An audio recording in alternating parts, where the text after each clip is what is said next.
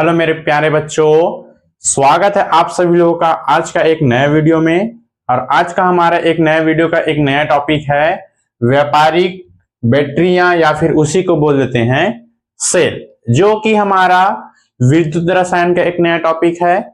और इस टॉपिक को पढ़ने से पहले मैं यही आशा करूंगा कि आप सभी लोगों का पढ़ाई अच्छे तरीके से एकदम मस्त कंडीशन में चल रहा होगा। भाई अगर नहीं चल रहा होगा तो अभी से मानसिकता बना करके चलिए कि इस वर्ष हमको अच्छे से अच्छे अंक प्राप्त करना है। तो उसी अंक को और अच्छे तरीके से प्राप्त कराने के लिए आज लेकर के आए हैं पुनः एकदम से सरल टॉपिक में एक नया वीडियो। और उस वीडियो का नाम है व्यापारिक बैटरियां या फिर सेल का वीडियो।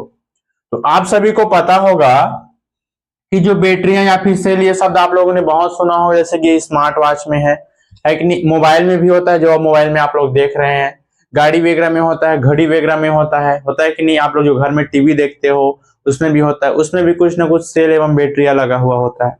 ठीक, तो कहने का मतलब उसको अपने अगर हम समझने की कोशिश करेंगे तो जो अपने रसायन की शब्दों में, रसायन की भाषा में बोल देता है, अगर वह एक है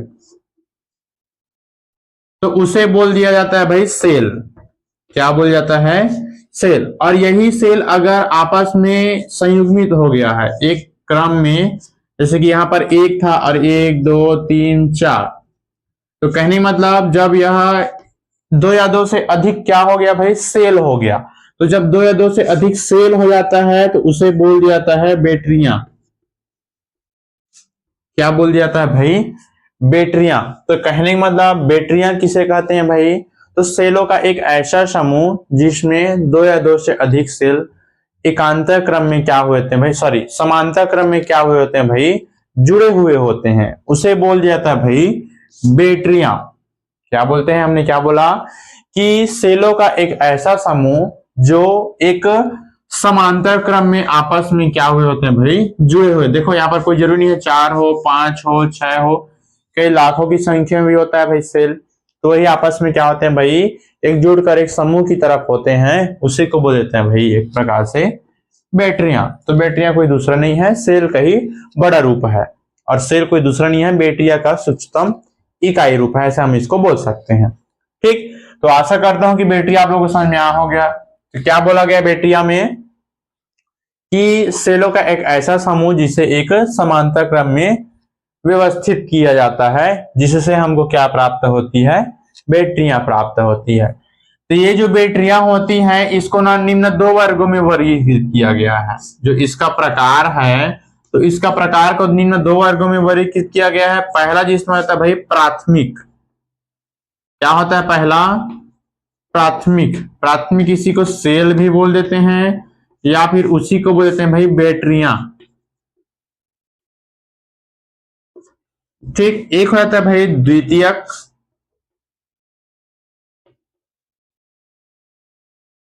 क्या हो जाता है भाई? सेल बोल देते हैं या फिर इसी को बोल देते हैं भाई बैटरियां।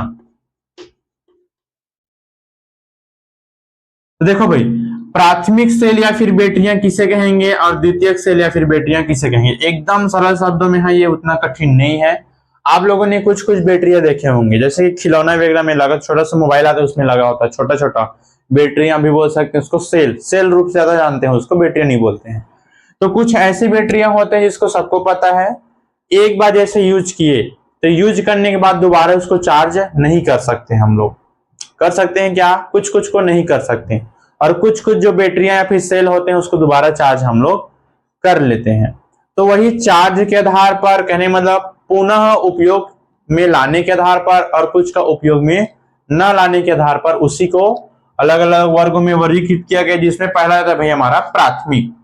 तो प्राथमिक सेल और बैटरियां किसे कहते हैं भाई? तो ऐसे सेल व बैटरियां जिसको दोबारा चार्ज करके उपयोग में नहीं लाया जा सकता। तो कहने मतलब इसका दोबारा उपयोग नहीं किया जा सकता, उसे क्या बोला जाता है भाई? प्राथमिक सेल या फिर बैटरियां। क्या बोला हमने? ऐसे सेल या फिर बैटरियां जिसको दोबारा चार्ज करके उपयोग में नहीं लाया जा सकता, उसे क्या बोला गया है भाई? प्राथमिक बैटरियां। देखो इसमें अगर हम उदाहरण के तौर पर देखें, जो खिलौने में लगे हुए होते हैं, होता है कि नहीं। अगर हम रिमोट की बात करेंगे तो रिमोट में भी लगा हुआ होता है, कुछ कुछ घड़ी में भी लगा हुआ होता है। उदाहरण बहुत सारा है, लेकिन नॉर्मल एक शब्दों में समझने की कोशिश करेंगे। तब ये इसमें जो लगे हुए होते हैं, सबको पता है, इसका जो सेल या फिर बैटरियां होते हैं उसको हम लोग दोबारा उपयोग में लाते हैं क्या? नहीं लाते हैं। एक बार जैसी चलाएं उसके बाद फिर क्या कर देते हैं भाई, उसको निकाल के फेंक देते हैं, उसके बाद फिर पुनः दोबारा लाते हैं कि नहीं। तो जैसे कि हमने इसमें बोला इसमें उपयोग में नहीं लाया जा सकता, उसे हम लोग क्या बोलेंगे भाई? प्राथमिक बैटरियां बोलेंगे। अब सेकेंड में है भाई द्वितीयक बैटरियां या फिर द्वितीयक सेल।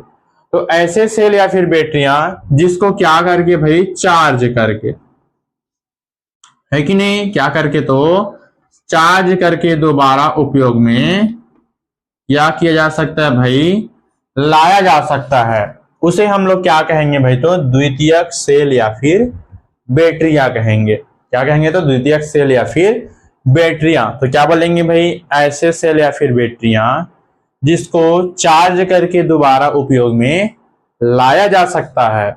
और ऊपर में क्या था, उपयोग में नहीं लाया जा सकता। नीचे में क्या है, उपयोग में लाया जा सकता है। क्या कहलाएगा भाई, द्वितीयक सेल या फिर बैटरियां कहलाएगा, है कि नहीं। अगर हम इसकी बात करेंगे तो जो हमारे गाड़ी वगैरह में लगा हुआ होता है,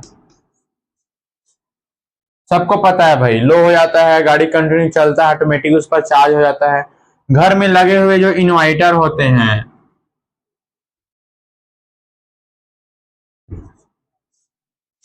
है कि नहीं भाई, सबको पता है कि क्या होता है। जैसे लाइट अगर ऑफ हो गया तो उसी का चार्ज ऑटोमेटिक घर में सब तरफ क्या करता है भाई, चलता रहता है।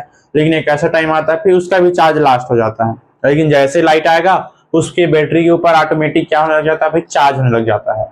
लगता है कि नहीं, है कि नहीं। तो ये हो जाता है भाई हमारा क्या चीज, तो व्यापारिक बैटरी या फिर सेल किसे कहते हैं, प्राथमिक सेल, और एक है द्वितीयक सेल एवं बैटरियां।